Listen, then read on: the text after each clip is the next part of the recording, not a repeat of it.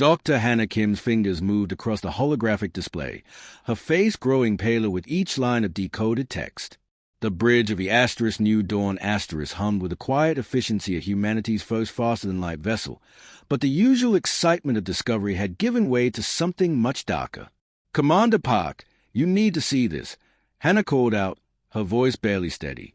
Commander June Park crossed the bridge in quick strides, noting the tremor in his chief scientist's hands.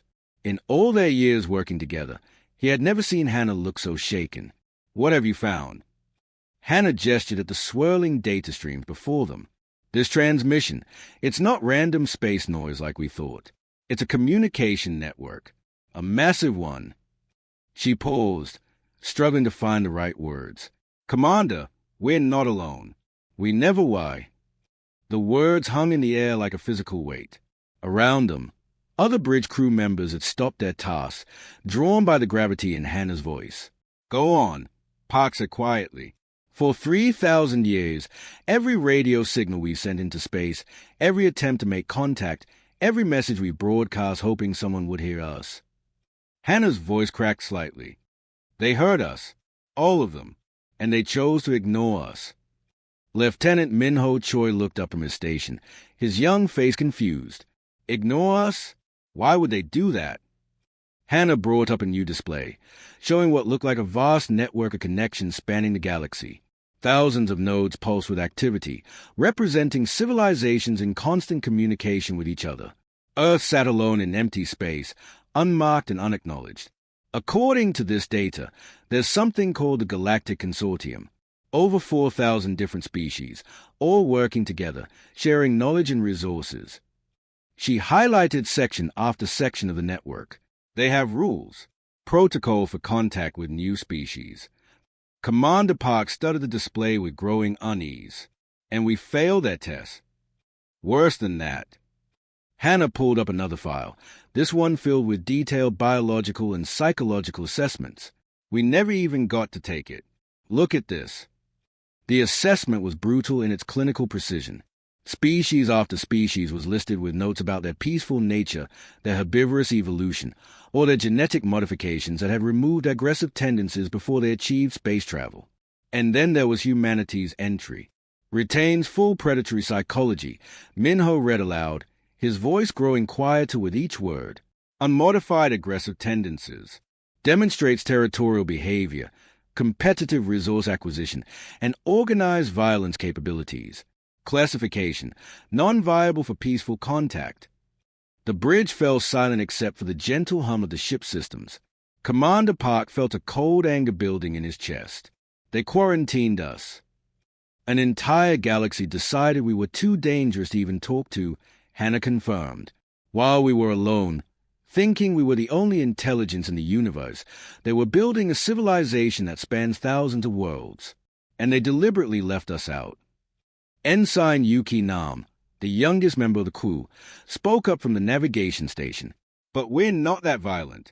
We've had peace on Earth for generations. We built this ship to explore, not to fight." Hannah shook her head sadly.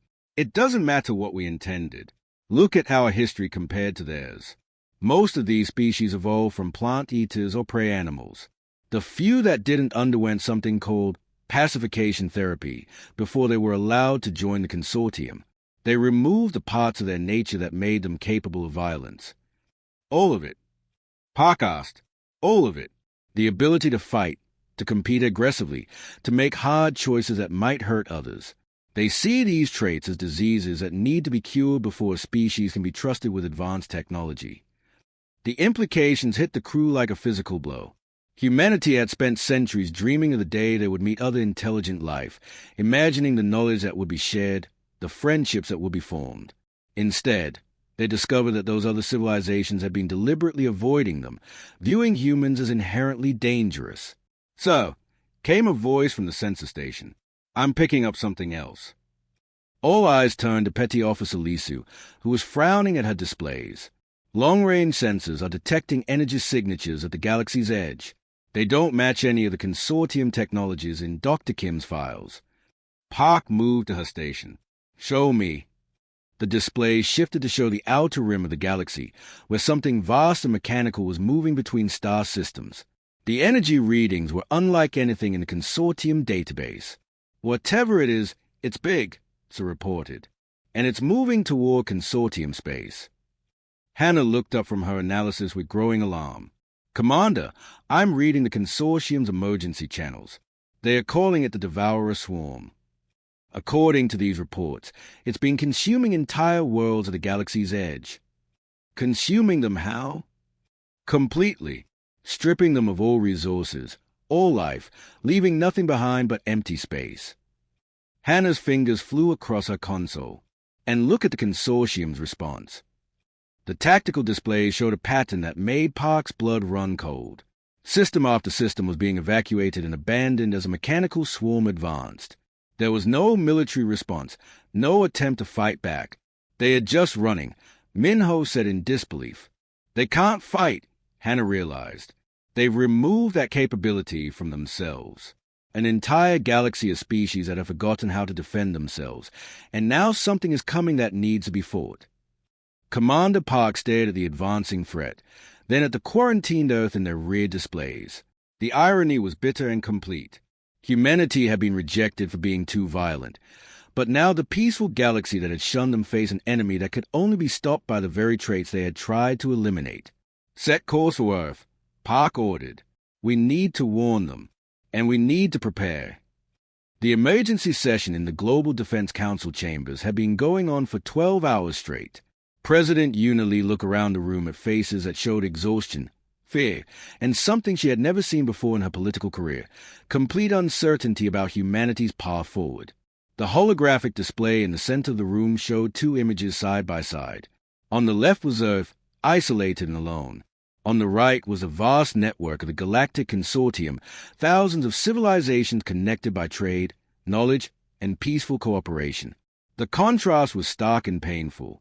Dr. Sung Bae stood up from his chair, his usually calm demeanor replaced by passionate urgency. "We have a choice to make, and we're running out of time to make it. The consortium has shown us the path to joining galactic civilization. Yes, it requires changes, but are we so proud that we would rather stay alone?" "Changes?" General Day One's voice cut through the room like a blade. "You mean destroying everything that makes us human? They want to cut out our ability to fight, to compete, to push back when pushed. You call that change? I call that surrender." Dr. Sung Bae pulled up medical charts and genetic models. "Look at the science, General. We can remove the aggressive impulses while keeping everything else. Intelligence, creativity, the drive to explore, all of that remains. We just eliminate the parts that make us dangerous." "Dangerous to who?" General One shot back. "We had peace on Earth for generations. We built space stations, explored our solar system, created art and music and literature. When was the last time we used our dangerous nature for actual violence?" President Lee watched the exchange with growing concern. Both men made valid points, but she could see where this was heading. "Gentlemen, we need facts, not emotions. Captain Unsu, you've been observing Consortium World for the past 6 months. What did you see?" Captain Unsu activated a personal display, showing images from 17 different worlds she had visited using humanity's stealth technology. The images were beautiful. Cities that looked like works of art, beings of different species working together in harmony, technology that seemed to blend perfectly with nature. "They are peaceful," she began slowly. "More peaceful than anything I could have imagined. On the world of Ketraprime, I watched a dispute between 2 different species over water rights. It took them 3 months of discussion and meditation to reach a solution that a human court could have decided in 3 hours. Dr. Sung Bae nodded approvingly. "Exactly. They've eliminated the rush to judgment, the quick anger, the ability to make hard decisions quickly." Captain Unsu interrupted. "Dr. Bae, I also watched a child fall into a river. It took the Ketrans 40 minutes to decide if they should risk their own safety to save her. By the time they acted, she had drowned." The room fell silent. President Lee felt a chill run down her spine. "Go on, Captain." "Every world I visited was the same. Beautiful, peaceful, and completely unable to handle any situation that required quick action or personal risk. They've modified themselves so thoroughly that they can't even understand concepts like sacrifice or necessary violence. General 1 leaned forward. What about their military? Their police forces? Captain Unsa shook her head. They don't have them. They don't even have security guards. Crime is almost non-existent because they've removed the impulses that cause it, but they've also removed the impulses that stop it. When problems arise, they evacuate and call for consortium mediation teams. That sounds like a paradise, Dr. Sungbei said, but his voice lacked its earlier conviction. It was Captain Unsa who agreed, right up until this happened. She changed the display to show the latest intelligence reports from the galaxy's edge. The mechanical swarm they call the Devourers has been moving through consortium space for decades. 43 star systems have been completely consumed. The display showed system after system going dark, entire civilizations disappearing as the swarm stripped their worlds of all resources and life. President Lee studied the tactical data with growing horror. What's the consortium's response? She asked. Evacuation and retreat. Captain Unsa said simply. Every time the Devourers approach a system, they move the population to safer worlds and abandon everything else. They've given up billions of people's homes without firing a single shot. Dr. Sungbei stared at the data. They must have weapons. Defenses. They do. Some of the most advanced technology in the galaxy. But they can't use it for violence, even in self-defense. Their modifications prevent them from even thinking about fighting back. Captain Unsa highlighted the Devourer's path of advance. The swarm is accelerating. Intelligence suggests it will reach the core consortium worlds within 2 years. General 1 stood up slowly. And when it does, they'll run again. Keep running until there's nowhere left to run to. Captain Unsa's voice was grim. A galaxy of 4,000 species, and not one of them can conceive of standing and fighting for their homes. President Lee looked around the room at her advisors, seeing her own thoughts reflected in their faces. The choice before humanity wasn't just about joining galactic civilization anymore. It was about what kind of beings they wanted to be when the universe demanded that someone, somewhere, be willing to fight for what was right. The Devourers are moving faster, came a voice from the communication station. We're getting distress signals from 12 consortium worlds. They are asking for evacuation assistance. From us? Dr. Sungbei asked in surprise. From anyone willing to help. The consortium fleet is already overloaded with refugees. President Lee stood up, feeling the weight of humanity's future on her shoulders. Outside the chamber windows, Earth continued its quiet orbit, unaware that its children face a choice that would define not just their own species, but possibly the fate of an entire galaxy. Admiral Jinsa floated in the observation deck of the Lunar Shipyard Command Center, watching the largest construction project in human history unfold before his eyes. Hundreds of ships hung in the vacuum like metal giants, each one bristling with weapons and armor that would have shocked the peaceful consortium species. Admiral, the Soul Fury Asterisk is ready for its first combat trials, Chief Engineer Bo Young announced over the communication system. Her voice carried excitement and pride that Jinsa hadn't heard from his engineers since they started this project 6 months ago. Jinsa pushed off from the viewing window and drifted toward the tactical display. The Soul Fury Asterisk was a flagship of humanity's new fleet, but it looked nothing like the elegant curves and smooth lines of consortium vessels. Instead, it was angular and brutal, covered in thick armor plating and bristling with weapon systems. What kind of weapons are we talking about, Chief? Jinsu asked. Bo Young's image appeared on the holographic display, her face lit up with enthusiasm. We've done something no one in the galaxy has tried for thousands of years, sir. We've combined their energy shield technology with our kinetic weapons. Colonel Hyun Woo, who had been reviewing combat simulations at a nearby station, looked up with interest. Kinetic weapons? You mean bullets and missiles? Exactly, Bo Young confirmed. The consortium stopped using physical projectiles millennia ago. Their ships are designed to handle energy weapons and electromagnetic attacks, but they have almost no defense against good old-fashioned metal flying at high speed. Jinsa studied the weapon specifications with growing approval. While the consortium had spent centuries perfecting elegant energy-based combat systems for their peaceful disputes, humans had never forgotten that sometimes the simplest solutions were the most effective. Their ship designs are beautiful, Colonel Hyun-woo said, pulling up images of consortium vessels. Look at these lines. There's efficiency. But Admiral, they're exploration ships trying to pretend they're warships. It's like bringing a racing yacht to a naval battle. The comparison was apartment consortium ships were built for speed, efficiency, and comfort. They had defensive systems designed to protect against accidents and natural hazards, but nothing that could handle deliberate, focused violence. They've forgotten something important, Jinsu observed. Sometimes peace comes at the cost of war. Sometimes you have to fight for the right to be peaceful. While the fleet construction continued around Luna, Captain Subin was already putting that philosophy into practice in the dangerous regions near Devourer space.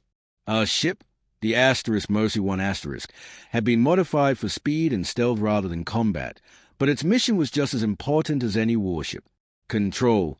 This is Mercy 1 Asterisk approaching Kepler Station. Subin transmitted to the Consortium Refugee Facility. We have 400 Zilani civilians evacuated from the outer colonies, requesting emergency docking. The response came back filled with static and confusion. Human vessel, this is Station Commander Velnari. Your species was declared unsuitable for contact with consortium citizens. Subin looked at her crew, all volunteers who had signed up for these dangerous rescue missions despite knowing that the galaxy officially considered them pariahs. Commander Velnari, I have 400 beings aboard my ship who will die if you don't let us dock. Their species status doesn't matter to us. Does it matter to you? The long pause that followed spoke volumes about the consortium's struggle to reconcile their peaceful ideals with desperate reality. Finally, the station commander responded. Docking Bay 7 is open. Please hurry. As the Mercy 1 Asterisk connected to the station, Subin watched the crew efficiently transfer the refugees. The Zilani were a graceful species, tall and thin with large eyes that seemed to hold ancient wisdom. But as she helped them off a ship, Subin noticed something that chilled her. Captain, one of the refugees approached her with obvious difficulty. The concept of speaking to a human seemed to cause him physical distress. We do not understand. Why did you risk your life for us? We are not your species. We are not your responsibility. Subin looked at the being for a long moment, trying to find words that could bridge the gap between human nature and consortium pacification. Because someone had to, she said finally, because it was the right thing to do. The refugee stared at her with those large eyes, and Subin realized that he genuinely could not understand her motivation. His species had been modified so thoroughly that the concept of risking your life for strangers was literally incomprehensible. But you gained nothing from this action, he persisted. You expended resources and exposed yourself to danger with no benefit to your own species.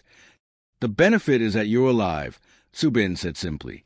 She watched as the refugee walked away, still clearly puzzled by the encounter. Around the docking bay, hundreds of other evacuees were being processed by consortium medical teams.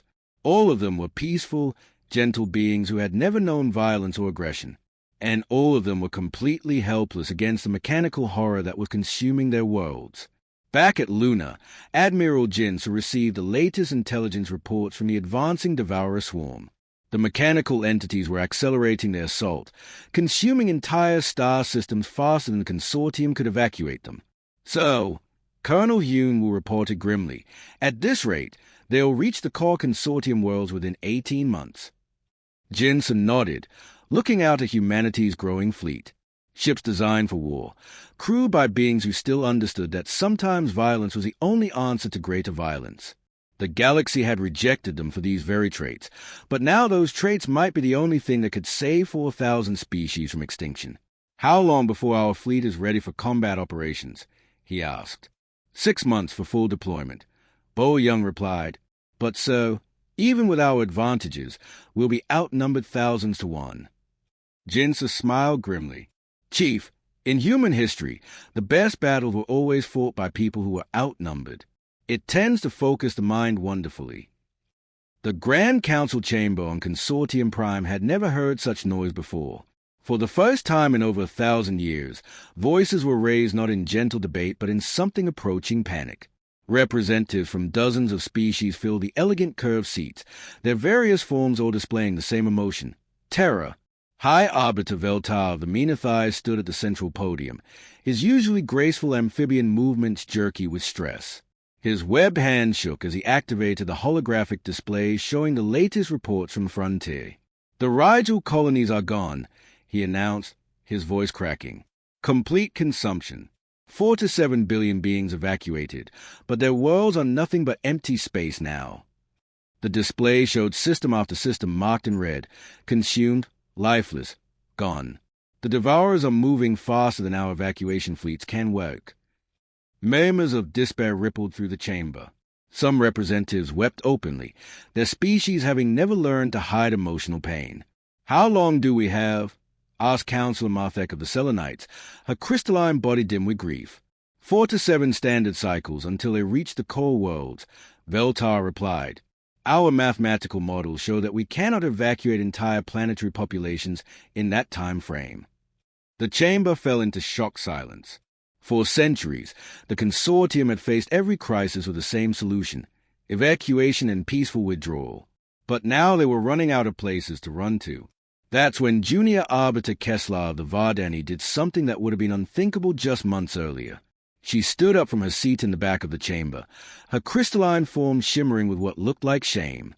"High Arbiter," she said, her voice carrying clearly through the silent chamber.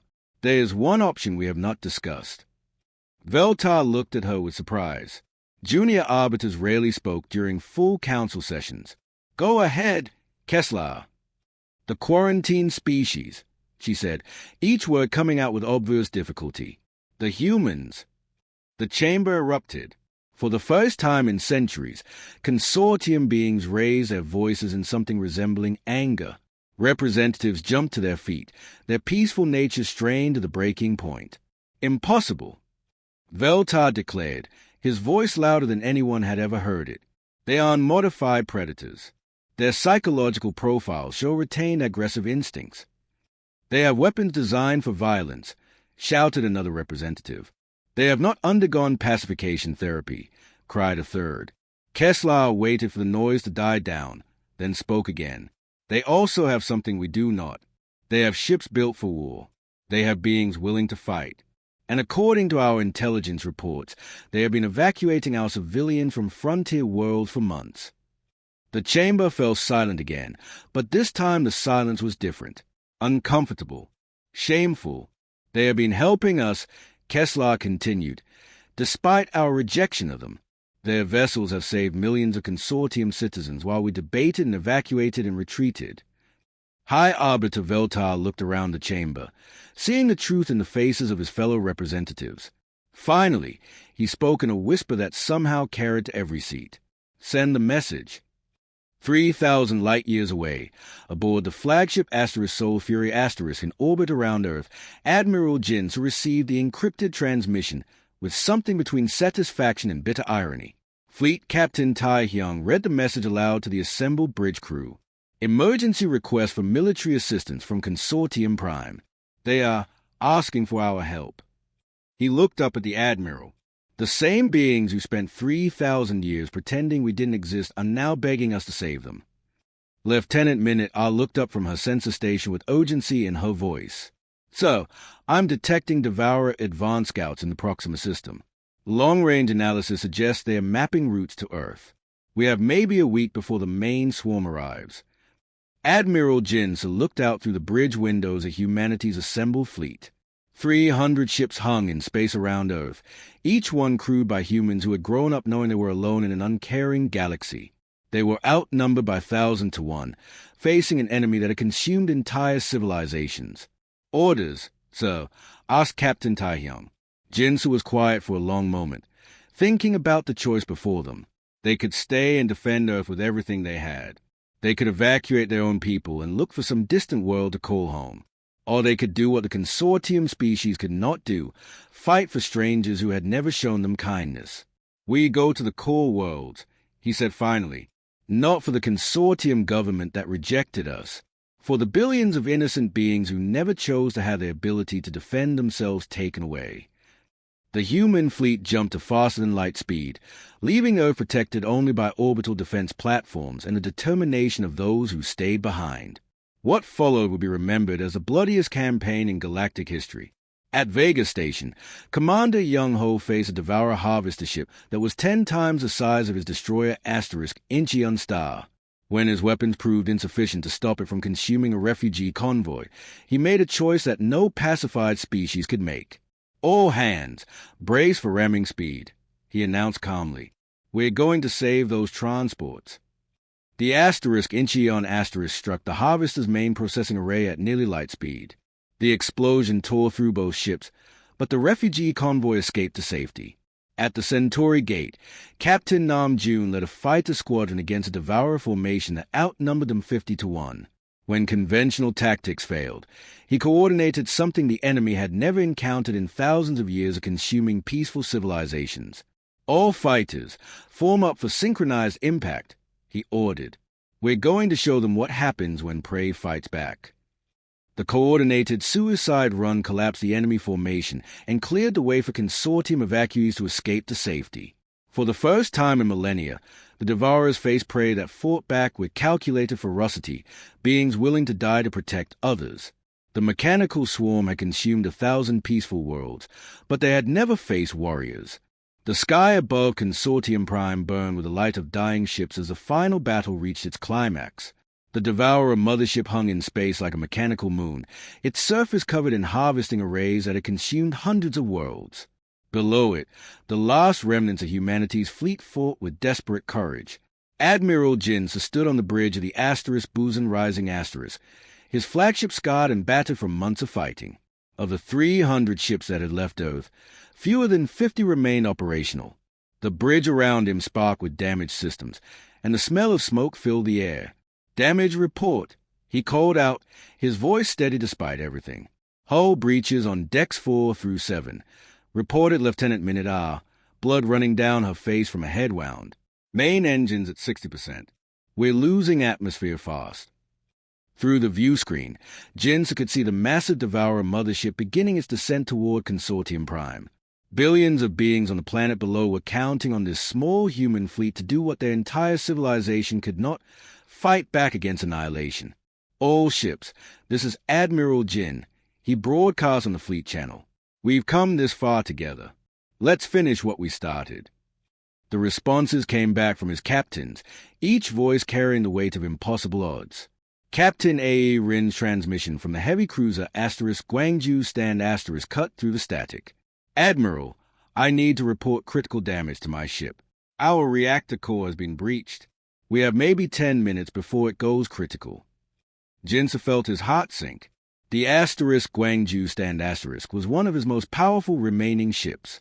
"Can your crew evacuate to other vessels?" "Negative, sir. We've lost life support in most sections. My crew..." Captain A.E. Rin's voice broke slightly. "Most of my crew is already gone. But, Admiral, I can ram the mothership's primary harvester array. If I hit it at full speed, the explosion might take out their core processing center." "Negative, Captain. We need every ship we have, foe." "Sir, with all respect, my people are already dead. Our reactor is going to explode whether we want it to or not. Let us make it count for something."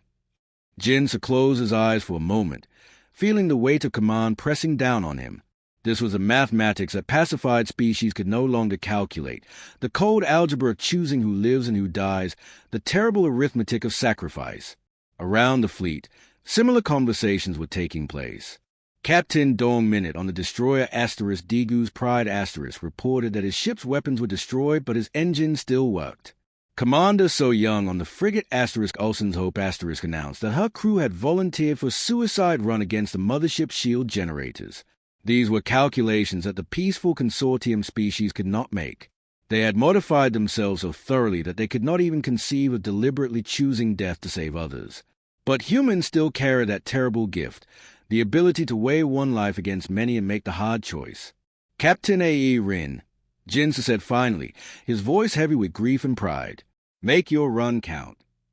The asterisk Guangzhou stand asterisk turned away from the fleet and accelerated toward the massive mothership. On Consortium Prime below, billions of beings watched through telescopes and sensors as a human cruiser approached the enemy construct at near-light speed. The impact lit up space like a new star. The explosion tore through the mothership's central matrix, sending shock waves through its entire structure. But the victory came at a terrible cost. Humanity had lost its last heavy warship and 200 brave souls. As the light faded, High Arbiter Veltar transmitted from the planet's surface on all frequencies. His voice carried confusion, awe, and something that sounded like shame. Human fleet, this is Consortium Prime. We do not understand. Why do you fight for us? Why do you die for those who called you monsters? Admiral Jinsa looked around his damaged bridge at the faces of his remaining crew. They were exhausted, wounded, and facing impossible odds, but their eyes still held determination. He opened a channel that would carry his words to every corner of the galaxy. Because someone has to, he said simply, because peace without the strength to defend it is just waiting to die. Because some things are worth fighting for, even if those you're fighting for don't understand why. The words would be recorded in every galactic archive and studied by scholars for generations. But in that moment, they were just the truth spoken by a tired warrior who understood something the galaxy had forgotten. The battle continued for 6 more hours. The mothership, damaged by the asterisk Guangzhou stand's asterisk sacrifice, began to malfunction. Its harvesting systems turned on each other, and smaller devourer ships broke formation in confusion. By the time the sun rose over Consortium Prime, the mechanical swarm was nothing but debris scattered across space. Of humanity's original fleet of 300 ships, 17 limped home to Earth. The cost had been enormous, but the galaxy was saved. 2 years later, a new institution opened its doors on the rebuilt Consortium Prime. The Galactic Defense Academy welcomed its first class of students from dozens of different species. But the instructors were all human, scarred veterans of the Devourer War who had learned lessons that the galaxy desperately needed. Commander Hannah Kim, now bearing the title Director of Strategic Studies, stood before her first mixed-species class. Young beings from across the galaxy looked up at her with curious eyes, ready to learn things their species had forgotten long ago. Peace is not the absence of conflict, she began, her voice carrying the authority of someone who had seen both war and its aftermath. Peace is having the strength to choose when conflict is necessary, and the wisdom to choose when it is not. Today, we begin learning both. The universe no longer looked away from Earth. Humanity had earned its place among the stars not through conquest or domination, but through sacrifice and the willingness to fight for others. They had saved the galaxy from the devourers, but more importantly, they had saved it from the extinction that comes to those who forget that some things are worth dying for.